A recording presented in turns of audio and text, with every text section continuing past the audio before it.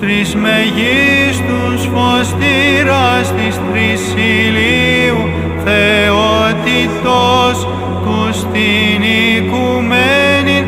ακτήσει δογμάτων θείων πυρσεύσαντας τους μελειρήτους ποταμούς της σοφίας,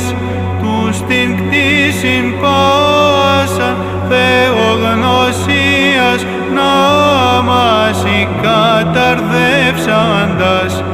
βασίλειον των Μέγαν και των θεολόγων Γρηγορίων,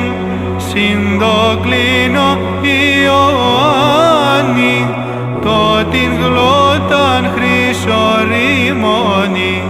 πάντες ή των λόγων αυτών